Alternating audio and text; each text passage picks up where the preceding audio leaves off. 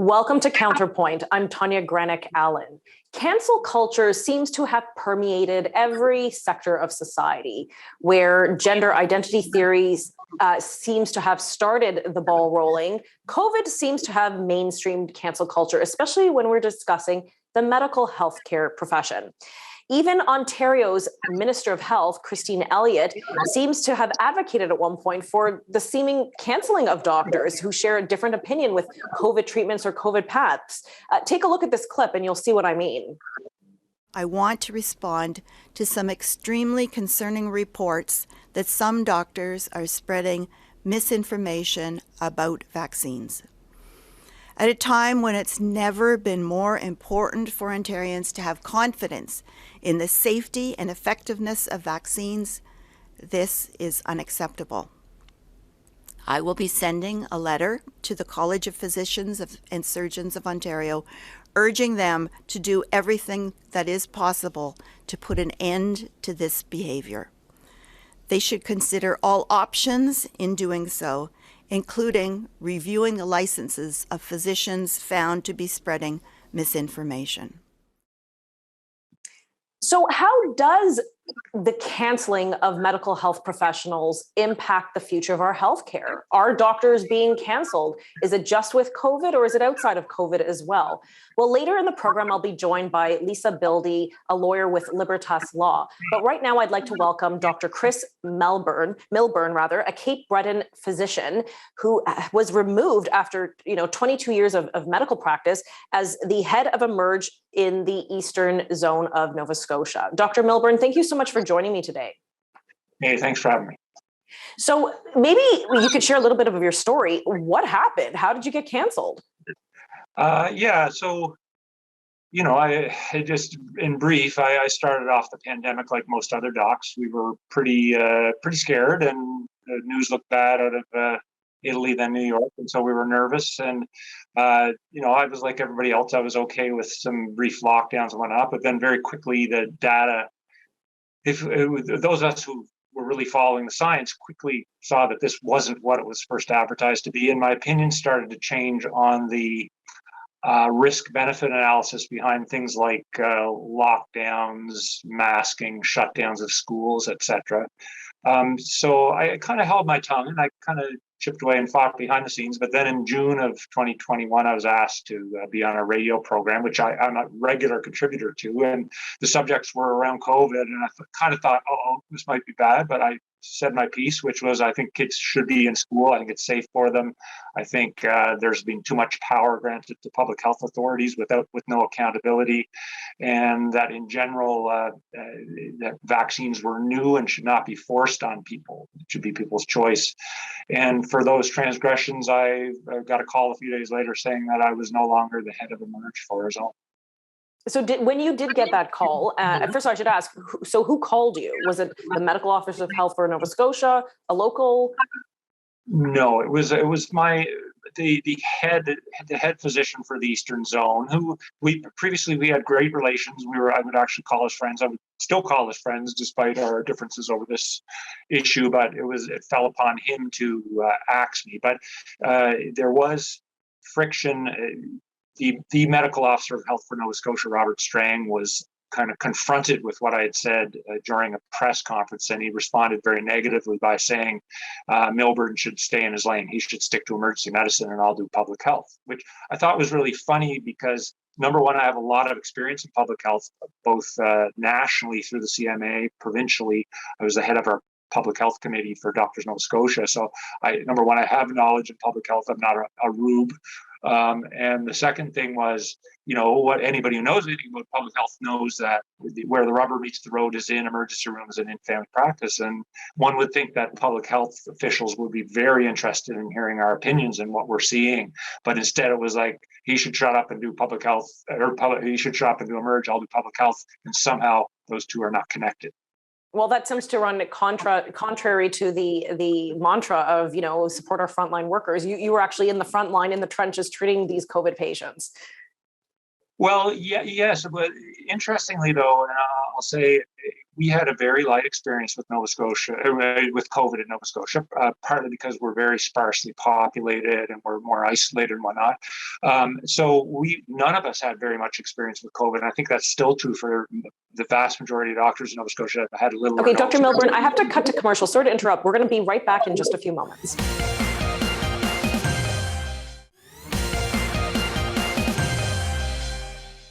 Welcome back. We're continuing our discussion with Dr. Chris Milburn, a Nova Scotia physician with over 20 years experience who was recently canceled, I guess you could use that phrase, and is no longer serving as the head of emergency for the Eastern Zone in Nova Scotia. Dr. Milburn, before we went to commercial break, again, you're an emerged physician, you're at the front lines dealing with what comes in day out. Obviously, during COVID, you probably saw some COVID cases. How bad was it in Nova Scotia? We had a really light experience here in Nova Scotia. And the thing to remember, well, a couple things. So firstly, during this whole time of COVID, 96 or 97% of the people who have died in Canada since this crisis began have died of things other than COVID. So the vast majority of our work as doctors has still been in the regular old things: heart disease, diabetes, cancer, all these other things that kill people on a daily basis.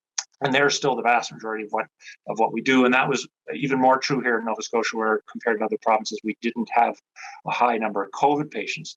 So it wasn't so much my experience with COVID that I was pushing back on public health with.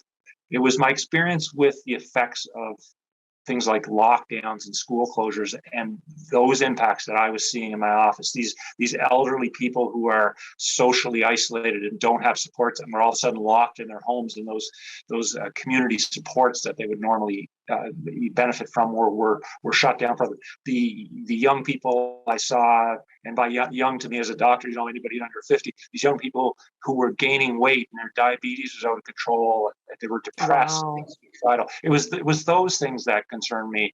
It wasn't necessarily that we didn't have to take COVID seriously. It was just that we had to look at both the risks, but also we had to look at the benefits of measures, but we had to look at the risks of things like lockdowns and school closures. And I didn't feel we were talking about those at all. As a matter of fact, I think even daring to talk about them was what got me fired. Which is really shocking because, I know in our program, we've had many shows dedicated to some of the, secondary effects of the COVID crisis with the lockdown and extending the lockdowns and the mental health harms, especially because I think, as we seem to be exiting from the majority of these restrictions and the mandates, there is this underlying mental health crisis that we are only starting to hit the tip of the iceberg. And I think it's once we start kind of peeling back that onion, we're going to be quite surprised. So my concern when I hear about cases like you, Dr. Milburn, and there are others, and I'm from Ontario, that's where we film here.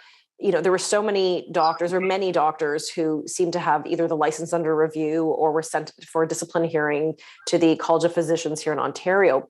My concern is, where's the line between medicine and politics? Because I don't think the two should be hand in hand. I think, we want objective opinions, obviously opinions, subjective opinions, but when we speak to a doctor, we want to hear what their experience is because they're the ones treating. I don't want to have a politician interfering in medicine. Is that too much to ask for, or are we now far past that because of the last 2 years with all the COVID interference between politicians and medical officers of health, et cetera? Canada and other Western previously democracies have really slid a long way towards authoritarianism and totalitarianism during the COVID crisis. It used to be that doctors got trained and we have boundaries that we have to stay within, obviously. But what we did was, the details of what we did on a day-to-day basis was between us and our patient. So a patient might come to me asking for a certain treatment or a certain medication. I would discuss the risks and benefits with them. If I was comfortable prescribing it and they were comfortable taking it, they would take it. There's all kinds of drugs that are prescribed, what we call off-label. So there's all kinds of drugs that are actually mental health drugs that are prescribed for pain, or anti-seizure drugs that are prescribed for pain. The government has never inserted itself between doctors and patients saying you're not allowed to prescribe those. But all of a sudden with COVID, it got incredibly political and top-down where the government came in and with drugs like ivermectin, which is incredibly safe, it's probably safer than Tylenol, whether you believe it works or not. It's very odd that the government would step in and say, doctors are not only not allowed to prescribe it, but can lose their license for prescribing it. This is really, really a step that we've never taken before. It's unprecedented. And Lisa's wondering where do we go from here? And I'll talk to Lisabildy after the break about that. So where do you go from here? We have about 20 seconds left. Are you going to fight this, or what's your future look like? Absolutely. I'm not an easy guy to shut up. I've been in trouble before. People can Google me at Justice Center for Constitutional Freedoms. You can look up my wife's new website at freespeechandmedicine.com. So the more they try to shut me up, the more I'll speak out. Okay, Dr. Chris Milburn, thank you so much for joining us today. Thank you. We'll be right back.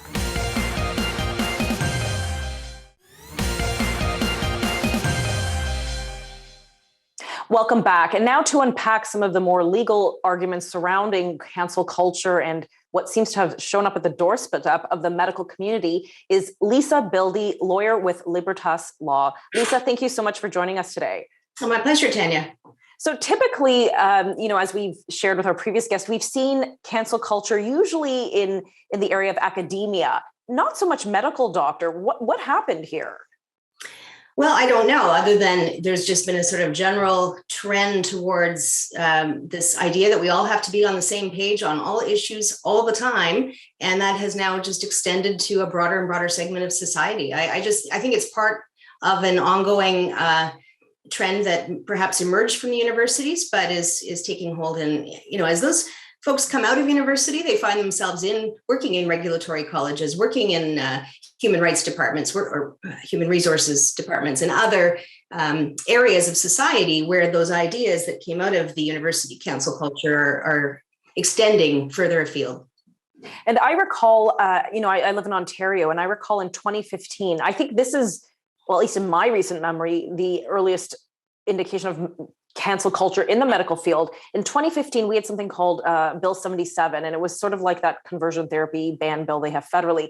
However, Dr. Kenneth Zucker, who was then the head of the Center for Addiction and Mental Health in Toronto, the Gender Identity Clinic, and he met with children who were gender dysphoric.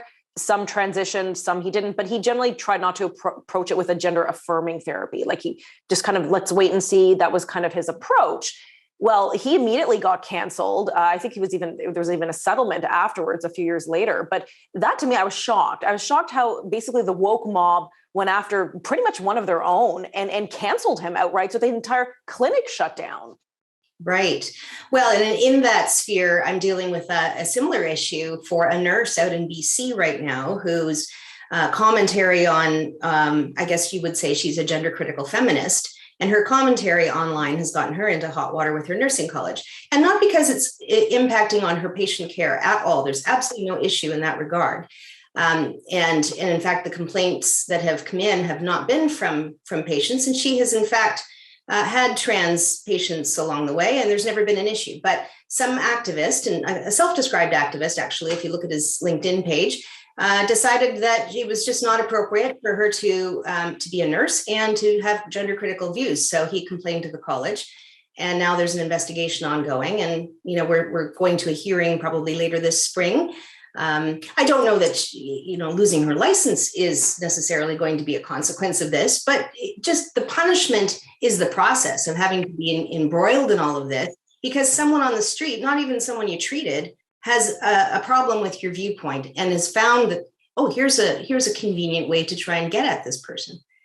I completely agree that it's very problematic when someone, as you said, so easily can just file a complaint. And, obviously the onus is on this nurse now to incur huge legal expenses. She's hired you as her lawyer to represent her. There is a public reputation issue. This might be out in public. People could easily search her name and say, oh, well, there's this and things like that. And while I appreciate transparency in medicine, obviously we want to know where there have been complaints with our doctors. If you want to research how your GP is, people go to, rate MDs all the time. But to me, I have concerns about, doctors' fear of, or anybody in the medical profession, this nurse, for example, their fear of expressing a privately held opinion or an opinion at all, and not necessarily in medicine. So how can we protect private discussions from entering their professional world. In this case, again, this was not a professional medical expert opinion. She just expressed her personal opinion on a hot issue of the day. Well, that's right, and it is public in the sense that it's online. So if there's a connection that can be made to the fact that she worked as a nurse, and I think there was at one point, that's the hook, right? You're out there and you're expressing these views, and people know you're a regulated professional. And of course, we've seen this escalate during COVID, and physicians specifically have been told that they really cannot speak out against the public health narrative. And even if they disagree profoundly with that, and even if they have good reason to disagree, and even if public health doesn't get it all right, and there's better ways to do things, the colleges have made it very clear that you're not welcome to express those opinions publicly, and there may be consequences for doing so. We're all in it together, right? So, and the physicians just have to get aboard, and that's been a huge problem. It also puts a chill on the conversation in ways that I think we'll be feeling the effects of for generations to come, because it impacts on the level of trust we can have in our healthcare professionals. Okay, well, I want to pick up this conversation about how COVID has impacted free speech with medical doctors in just a few moments.